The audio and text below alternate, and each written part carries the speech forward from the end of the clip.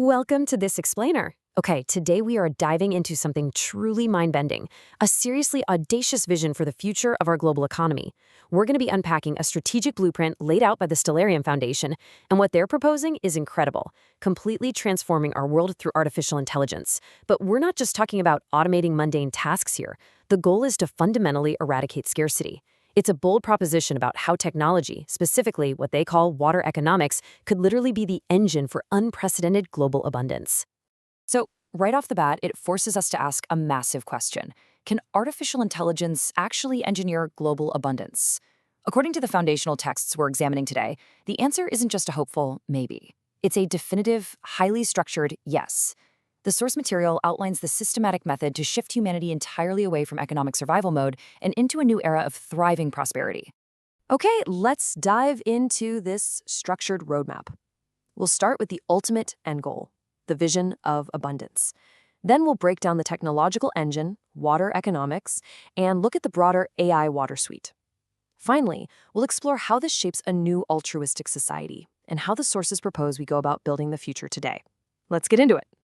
All right, starting right off with Section 1, the vision of abundance. So the foundation of this entire explainer rests on a really fascinating concept the source material calls the elevation to Eden. Now, don't let the name fool you. It's not described as some mystical faraway place. It's actually a highly practical post-scarcity society. The texts argue that by leveraging advanced AI, robotics, and automation, we can completely untether humanity from the drudgery of traditional toil.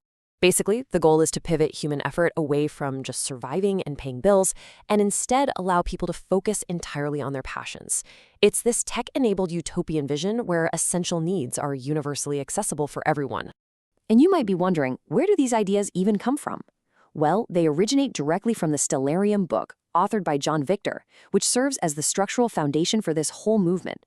The text itself is treated as a sort of actionable covenant. Think of it as a comprehensive user guide for establishing a brand new economic paradigm. It's an incredibly detailed roadmap for how a mutually beneficial society can literally architect its own prosperity. But how do we actually get to this Eden? That brings us to Section 2, the core, water economics. This is the tech engine that makes it all feasible. And this brilliantly illustrates the contrast proposed here. Think about traditional markets, as the text describes them.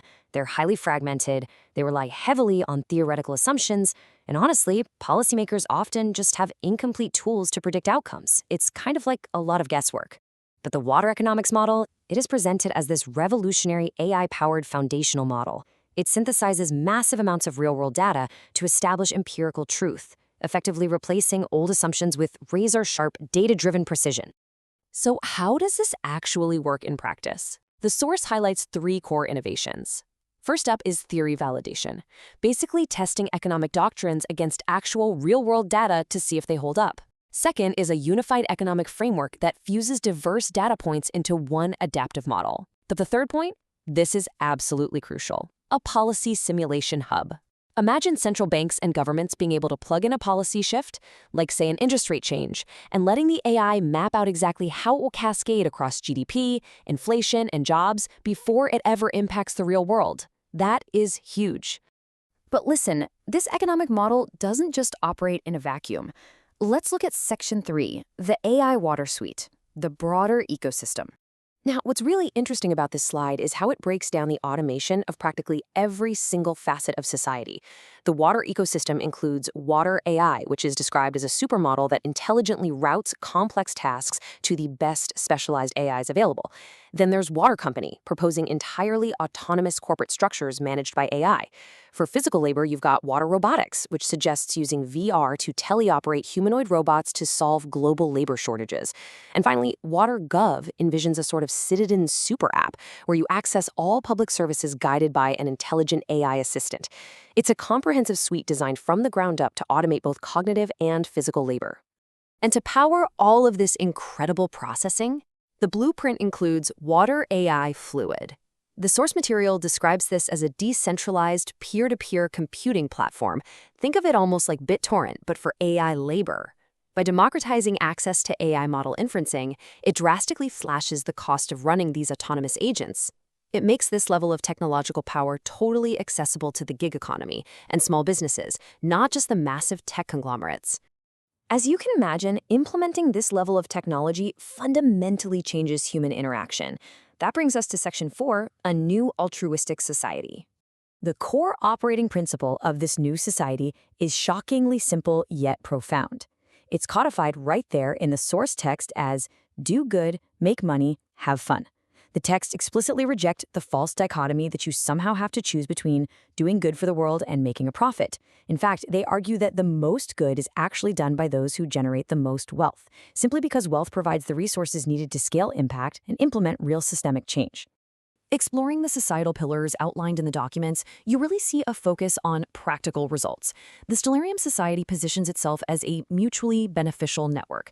They explicitly reject performative altruism, empty virtue signaling. Instead, they view systematic wealth generation as a supreme metric of societal well-being. The core belief is that wealth is created by solving problems and serving people effectively, often through these collaborative shared enterprises where everyone involved profits and prospers together. Now, to make this altruistic society function organically, the blueprint relies on a really fascinating concept called structural incentive engineering. The texts argue that you cannot just rely on pure willpower or charity to run a functioning society. It doesn't work. Instead, you have to map the flows of rewards, whether they're financial, social, or whatever else, and engineer the structure so that when individuals just pursue their own self-interest, it naturally drives collective societal benefit. It's all about designing systems where doing the right thing is also inherently the most rewarding thing. So we have the vision, we have the technology, and we have the societal rules. How does the source material actually propose we execute this? Let's move to Section 5, Building the Future Today. Let's see how this builds into their core execution strategy, which they call wealth activism. The texts describe this as the systematic effort to increase prosperity for entire nations. The steps are pretty clear-cut. First, treat national economies like giant companies. Second, use advanced AI to identify massive inefficiencies in key backbone industries, things like energy, farming, and monetary policy. And third, actively lobby for and implement tech-enabled policies designed to systematically increase a country's revenue and productivity, effectively making everyday citizens wealthier. And the blueprint doesn't just stop at high-level theory. It offers very specific, systemic solutions. For instance, the Enterprise Housing Pledge proposes pooling private assets as collateral to fund massive, rapid housing construction, essentially aiming to eliminate affordability crises altogether. Then there's the Subsidized Jobs Initiative, which suggests government-company partnerships where the state subsidizes wages to ensure full employment as automation scales up. They even propose something called advertising-based product funding, where essential goods could be made practically free simply by placing ads on their packaging. Now, to actually capitalize the engineering and deployment of this massive technological ecosystem, the source material introduces a dedicated cryptocurrency, the Water Token.